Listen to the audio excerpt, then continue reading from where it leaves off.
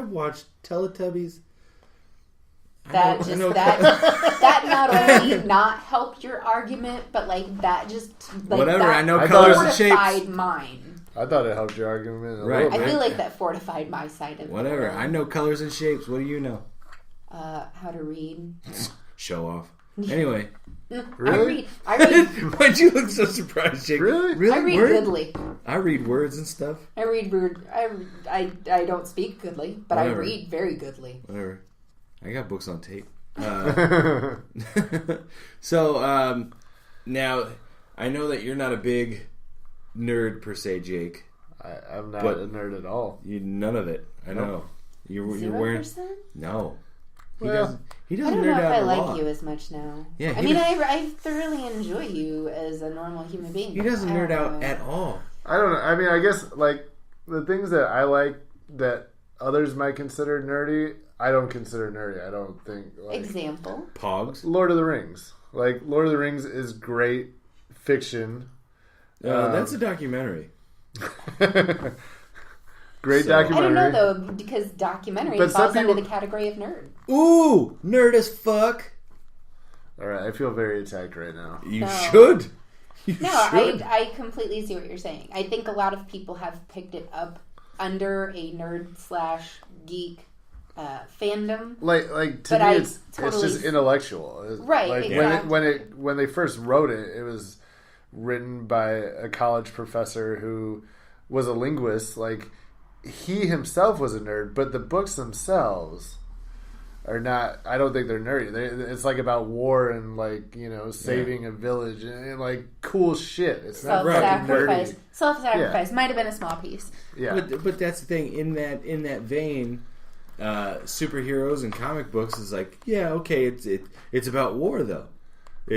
These guys have superpowers, but in Lord of the Rings, you got trolls and elves and fairies and shit. Yeah, that's cool. I still don't think we can put Lord of the Rings and comic books side by side. Yes, they are both fiction, and yes, in the fact that people can enjoy them, yeah, but I feel like they're on different levels, and I know I'm going to piss off a shit ton of fucking comic book people, i.e. my husband. They're both fiction, okay?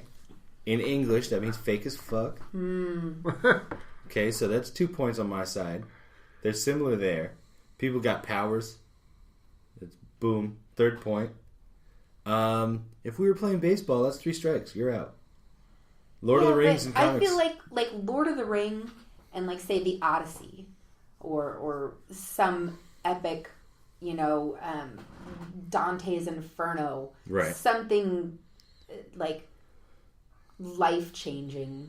Okay. Can't necessarily be put on the same platform as the Thor versus the Hulk.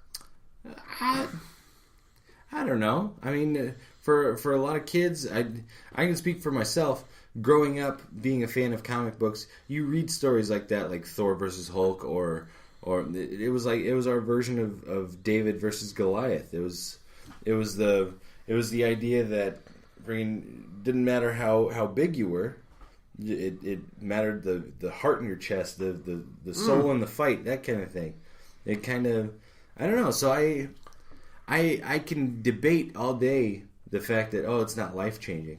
It's it may not be, the stories may not be real, but it depends on the person and how they look at those stories. Some people, like myself, didn't really click with Lord of the Rings. I respect it for what it was. Cool. Or books that come in hardback? Yeah. Hell yeah. But that's the thing. Lord of the Rings, cool. I respect it for the story that it was. The movies did well. The books were great. The overall story was fantastic. It just didn't hit home for me. People, hey, we're going to watch Lord of the Rings again. Okay, if those kind of things, if I've seen it once, I'm past it, but I don't think we can trust your movie watching, though. Whoa! For somebody that's what, you haven't seen that? Tell the listeners about how many of the Indiana Jones movies you've ever seen. 1. And which one was it? Crystal Skull, and it was awful. So he's a bad person. Star Wars movies. Have you seen the original 3 Star Wars movies? Nah. Mm-hmm. I would love to. Right. I would love to, but I need somebody to pull me in. I'm not going to sit down and watch it by myself. That's weird. Right. Jake, it sounds like you're about to judge me. No, I think I'm like, maybe, like,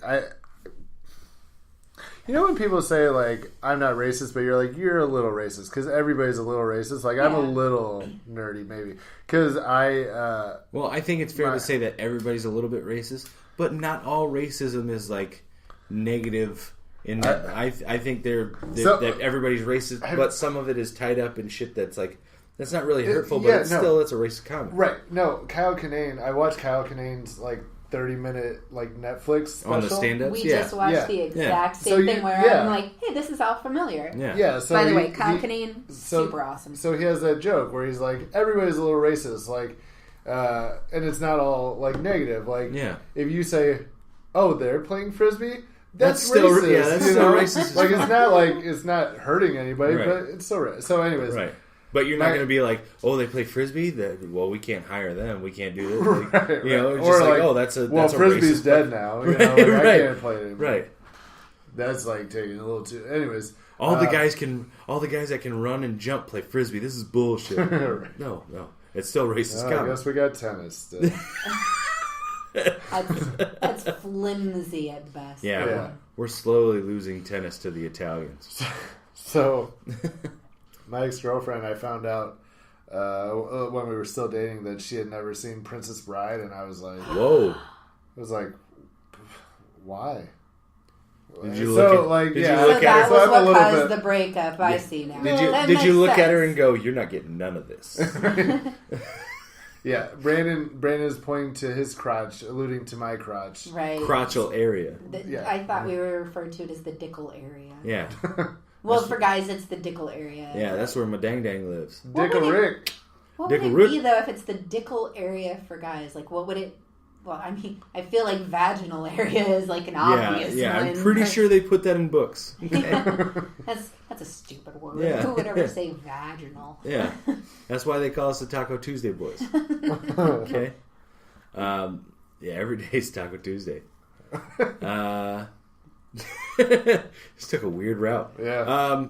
But anyways, I feel like you were trying to make a point about nerds. You just asked me the question. I feel like there was absolutely. So let's bring it back. Absolutely. All right, we're back. So the latest trailer for the Avengers Infinity War came out. Okay. And I'm super excited about it. Nice. Because in the trailer alone, the trailer was like 2.5 minutes long.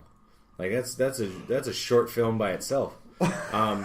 And a lot of people on YouTube have already been breaking it down as to like what it could give away for the full-fledged movie, because this is supposed to be a two-parter. Yeah, like they've already went the gamut of this one. It's Infinity War Part 1, and they're doing Part 2 next year. Like rather than have 2 years in between, they're going boom. How'd you like that? We got another one coming. Boom, like 2 years in a row. I'm ready for it. All right. And so they've already filmed stuff for number 2, and they're already claiming that Chris Evans, Captain America, is done after these movies. Oh. Yeah. So people are wondering, like, does he walk away?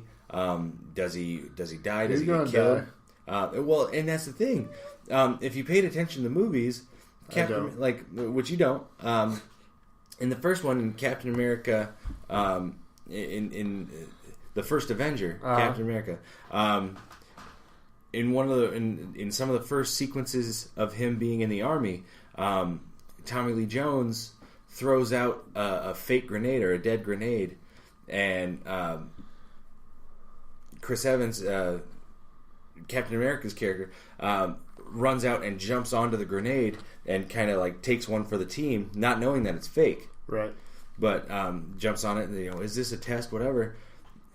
From there, you kind of get this realization that he's willing to do whatever it takes to make sure nobody else has to pay the price.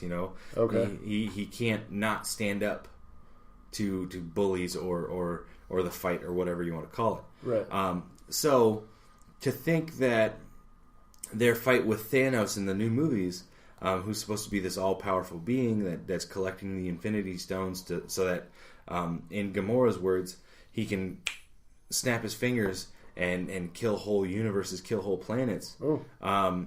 I don't know if he could kill a whole universe. Probably like a whole solar system, You don't know. or maybe You don't know. like a his power. galaxy. Could be. But I mean, if you kill the whole universe, you'd kind of take yourself down. Right. I mean, like, how many other universes are Right. there So, that we know of? but with that, like, I think with that kind of fight, I don't think Captain America can just be like, all right, well, you guys got it from here. I'm going to go retire. Like, he's, Right. I think if anything, he's going to have to die. And in the trailers, you see a fight between what looks to be Thanos and Iron Man, and Iron Man's pretty beaten down. I found out that his suit, Iron Man's suit in this new movie, is what's called, I believe, the Bleeding Edge suit, which means that his suit isn't a whole bunch of plates that attach to him. It's like a bunch of nanobots that cover his body and look like the armor. Neat. So that's why the suit in the scenes from the trailer, it looks like his suit is decaying when really it's just the nanobots stopped in certain spots. So it may not mean that Iron Man is completely defeated.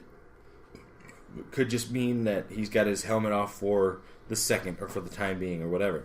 I will say I totally geek out for Marvel. Absolutely. With the They do good. I mean, I've liked the every new kind of reboot. Like ever since, what did we decide was the first one? It was Iron Man was the first. Iron Man was the first in 2008. What has now become the Marvel Universe. Yeah. Because so much of it before then had been kind of just done so shittily. Well, nothing was done, and that's the thing. It wasn't done shittily. It's just nothing was done in order to make on the same scale. On the same scale, or done in the way of bringing everything together. Like Iron Man was the first movie of the Marvel Universe that had an end credits scene, and that was done by Jon Favreau. Neat. Jon Favreau threw that in there just on a whim, and thought, this could be fun. Like, whatever. Didn't really think that it would lead to the rest of the Marvel Cinematic Universe doing the same thing. But looking back, it paved the way for what they do. It kind of keeps, it's that to be continued at the end of each comic book. True. That keeps people looking forward to the next month's release or the next issue, that kind of thing. I will say that as of right now, Marvel can do no wrong. Marvel is in the same kind of role as Netflix originals right now for me.